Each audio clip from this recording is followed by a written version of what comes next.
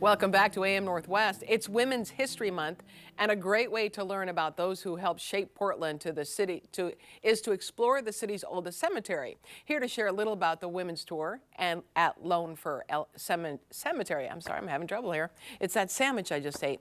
We welcome Margaret Fenton and LaBonty. Good to have you both with us. I'd love to hear more about Fir Cemetery. So let's start with the history of it and women.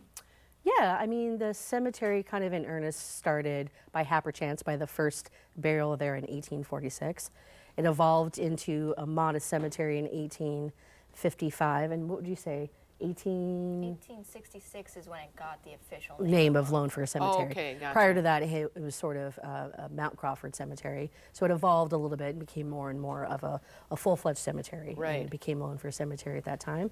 And so it just continued to grow in terms of its capacity and in terms of the history of the folks that have been interred and buried there. Because there's some incredible history at that cemetery. Yeah. And you give tours now, especially right now, of women's history at the cemetery. So let me start with you, Ruby. So to talk to me about Elizabeth Barkus.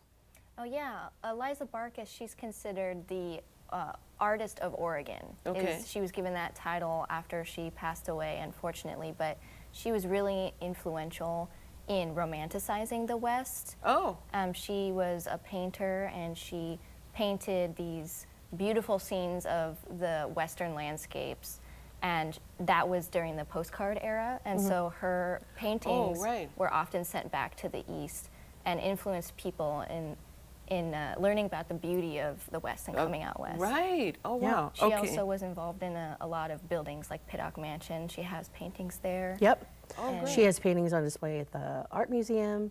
There's a venue in town called Bella, which is like a Victorian house up in North Portland. They have her work on display. So, Great. And often just based on what Ruby had just said, her stuff was traded in postcards and things of that nature. So there's a lot of her work out in the wild. So if you're a thrifter or if you're a vintage seeker, you might find some stuff in the piles, right? Oh, wow, yeah, of course. Yeah, keep an eye out. Wow. Okay, and then Chloe Donnelly Boone Curry? Yeah, she was related to a lot of very influential people. And Well, I heard she was related to Daniel Boone. yes. Yeah. He was a man, you know. Yeah. And Chloe Boone Curry is kind of the initial inspiration for the women's tour. Oh. The young woman who first started creating this tour was inspired by Chloe because on all sides of her tombstone are her extremely famous relatives. Yeah. But no one ever talked about Chloe.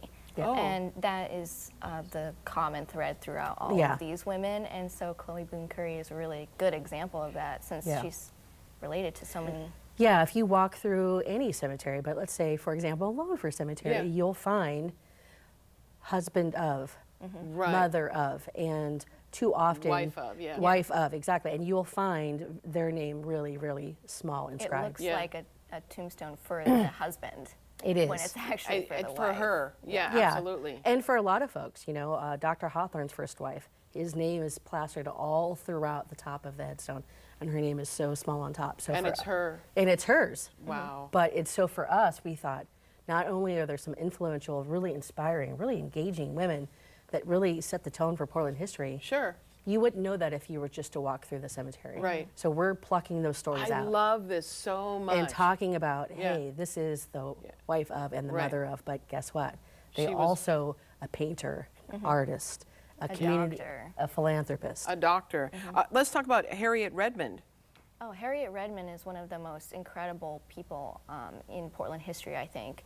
She was a black suffragette, and she was involved in a lot of community organizing, and she was really influential in actually getting the right to vote in Oregon because she fought to unite all of the different suffragette organizations that were splintered.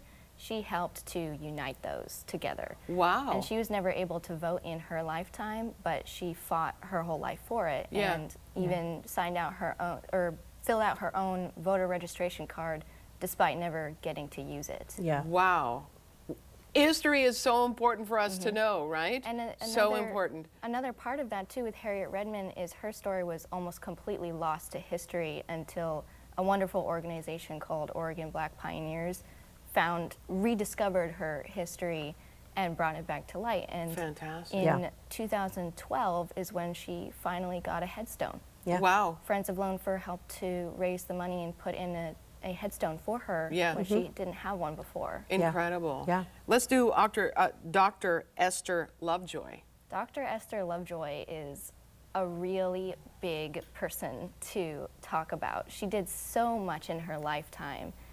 She's the longest stop on the tour, and we still don't cover everything. But I think the most notable thing is she was an incredible doctor. Yeah. She was super influential in helping keep Portland safe. That was her whole life's Mission. joy Yeah. and Yeah. mission. And she pushed to get milk, get it so that milk is sanitized because people were dying so much from milk poisoning. Wow. She also helped Again, let's improve- remember our history. Yep. yeah, she also is credited to as the reason why Portland never had a lot of deaths from bubonic plague, because she understood that connection between rats and the bubonic plague, and so Yeah. she put rat bounties out. So she was really important in keeping Portland Yeah. safe. Yeah. Okay. How can our viewers help keep this alive? I mean, I love this idea of these women's tours. Yeah, so we have our women's tour on March 28th, and we have tours. You can go to our website, which is friendsoflonefircemetery.org, and we have a tour with the first, second, and the women's tour is the fourth Saturday, starting next month. Every third Saturday, April through September, we have our headstone workshops, and those are very, very popular. We really invite the community to come out. Okay. We'll provide you the supplies. Come out Right. prepared to get dirty, and you can help learn a lot. restore and clean and really get out there and really ensure that the cemetery is clean and preserved. Right. And create that stewardship within the community Love where it. you can learn something Yeah. and you can really help and clean it up. We're going to put a link from our website to your website on katu.com for people to find out more about the Lone Fir Cemetery women's tours. Thank you both so much. Thank you. All right, we'll be right back with more AM Northwest. Don't go away.